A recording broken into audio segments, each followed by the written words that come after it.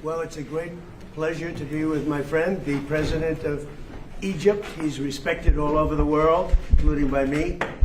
And our relationship has been very strong personally for a long time.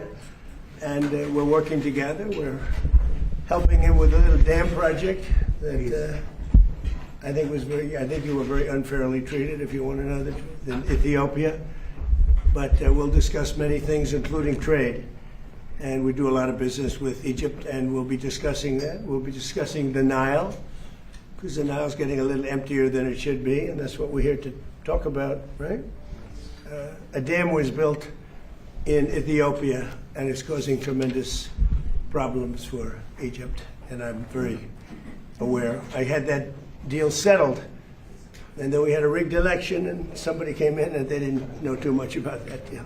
They were not going to settle anything, but we'll get back into it. We'll see if we can settle it. Okay? Would you have to say something? اسمح لي فخامة الرئيس ان انا ابدا بكل التقدير والاحترام لشخصكم فخامة الرئيس، وايضا رغم كل الجهود والجدول المسحوم جدا جدا على حفاظ الاستقلال. Please. Well, first of all, let me express my highest appreciation and respect of your kind person, and thank you very much for allowing this opportunity despite all of the hard work and very busy schedule that you have. لكن هبدا كلامي بالتهنئه والتهنئه الكبيره جدا جدا على ما انجزته فخامة الرئيس فيما يخص استعاده السلام في الشرق الاوسط والاستقرار. Well, let me start by expressing big congratulations for the breakthrough that you have achieved, Mr. President, of restoring peace to the Middle East. اسمح لي فخامة الرئيس ان بمجرد الاعلان عن هذا الاتفاق كان في تقدير كبير جدا لفخامة الرئيس، ولكن هذا التقدير زاد والاعجاب زاد في اداره ازمه بمثل هذا المستوى، واحنا مستنيين الاعلان عن هذا الاتفاق حتى يتم توجيه الشكر والتقدير علنا من خلال مؤسسه الرئاسه والدوله المصريه لشخصكم لهذا الاتفاق الذي انجزتموه. Once the deal was announced, there has been great appreciation, but the admiration has increased in this marvelous management of such crisis at the highest level. Thank you. We're waiting for the deal to be declared as a final deal, so that we can react appropriately and state our positive views and perspective of that great deal from the presidency and on behalf of the Egyptian people. واسمح لي فخامة الرئيس ايضا ان احنا نوجه كل التقدير والاحترام ايضا لشخصكم على العلاقات القويه وعلى الدعم اللي بتقدمه امريكا لمصر. I'd like also to express highest appreciation and respect of your kind person for the productive and excellent relations between Egypt and the United States and all the support that the United States is providing for Egypt. تفهمكم لمشكله السد ايضا امر اسجل فيه احترامي وتقديري ايضا لكم فخامة الرئيس. For the record, again, Mr. President, I cannot overemphasize how much respect I have for you, for your understanding of the challenging issue of the dam to Egypt. مش عارف اللي انا اقوله ده مناسب ان اقوله ولا لا، ولكن اثناء العشاء امبارح انا وجدت فخامة الرئيس محاط بكل القاده والرؤساء عايزين يتحدثوا معاه لدرجه ان هو يمكن ما كانش عنده لحظه لتناول العشاء. I don't know if I'm going to say is appropriate or not, but I observed during the dinner of last night that you were surrounded, Mr. President, by all world leaders. They didn't leave you a moment to enjoy your dinner. That was a lot of surround. Well, we had a great time, but it was a lot. It was a lot of work last night. You saw that, yes. Thank you. Thank you very much. It's a great honor. It's really fantastic. So I'll be doing a news conference at about 4 o'clock today. Before we leave, we're going to Paris, and then we'll be going home tonight, I guess, if you really figure it. So we'll be heading to Paris, where we have a big dinner meeting with a lot of the same people, and then we're going home. And it's been a very successful trip. A lot of things have happened that have been very good.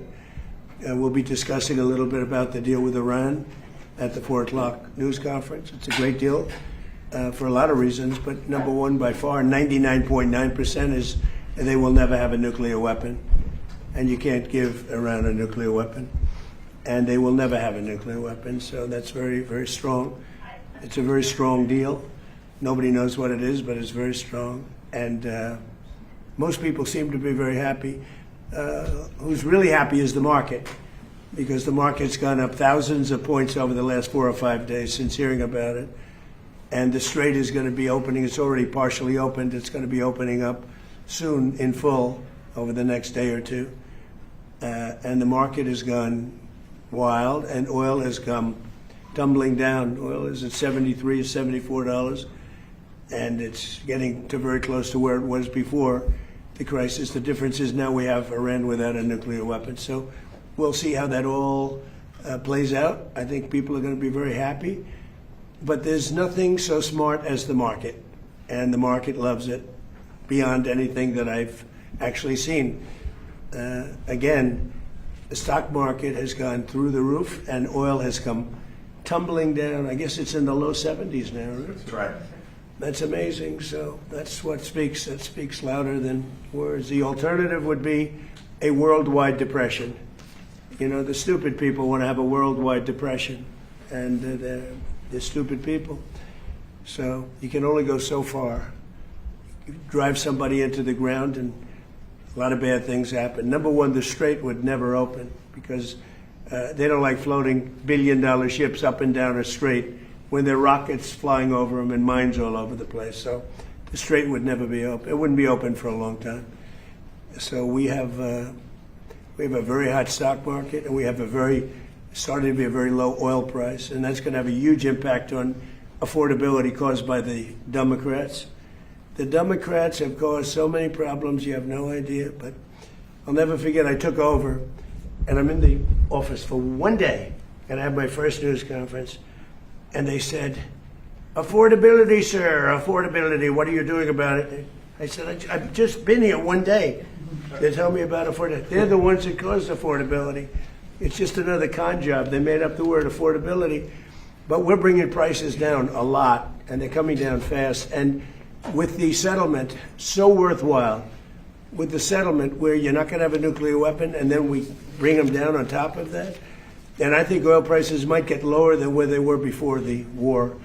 So I'm going to see you at 4 o'clock, and we'll discuss that a little bit, and we'll discuss other things. But we've had a great meeting. It's been a great summit, and France has done a fantastic job.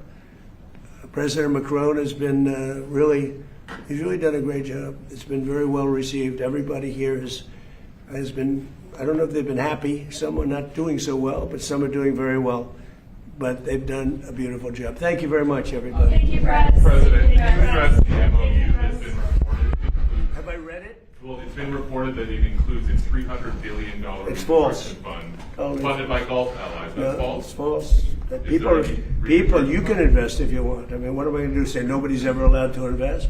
No, we're not investing. We're not putting up 10 cents. And people can decide to do that, but that's up to them. I mean, do you want me to say nobody's ever allowed to invest in a country? I'll say it with Egypt. Nobody's allowed to invest in Egypt. Am I supposed to say that? I'm asking whether We are not investing in it, and we do not have a fund. Are you asking Gulf countries? No, to I'm fund a not. fund? I'm not. If they do it, fine. But I would say they won't be doing it for a while until they find out the behavior. It's a behavior thing. But we are not investing. That's a false story that got picked up incorrectly from a statement that was pretty well made, I think. Maybe a little bit, could have been a little more accurate, frankly. But it's a story. We are not investing 10 cents. Don't forget, there's never been anybody that's been so tough on Iran. This should have been done by Clinton and Barack Hussein Obama. It should have been done by Biden. It should have been done by Bush. It could have been done by a lot of people. This has been going on for 47 years. They've ripped you off for 47 years, and I'm the only one that did anything about it. They never shot missiles at anybody. We wiped out their Navy. We wiped out their military. We wiped out their Air Force. They have no anti-aircraft. They have no radar. You know, the reason oil stayed low is because we were taking ships out every night that you didn't even know about. 2 days ago, 3 days ago, a month ago, we took out 22 ships. We averaged from 15 to 25 ships a night. Nobody knew that. Our Navy did a great job. Nobody knew what was happening. That's why oil didn't go to $300 a barrel. It went to 125, 115. Now it's at 72, 73. I heard it's lower than that now. I haven't seen it in the last couple of hours. No, we were very tough, and we took out a man named Soleimani. Remember that? You know, you think this would have happened if you were alive? The evil genius. He was an evil genius.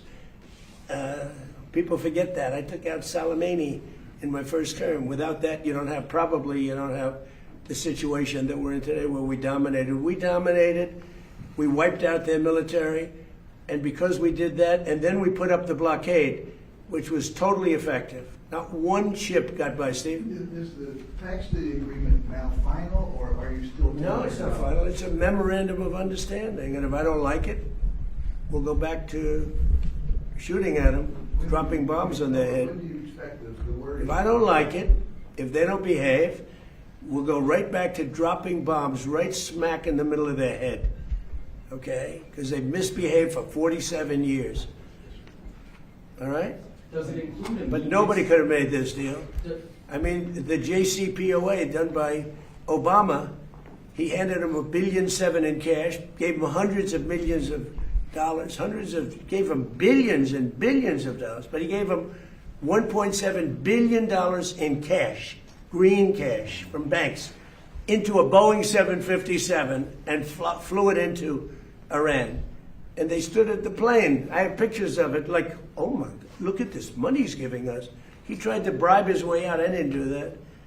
Nobody mentions that. 1.7 billion and hundreds of millions of dollars. They tried to bribe their way out of it.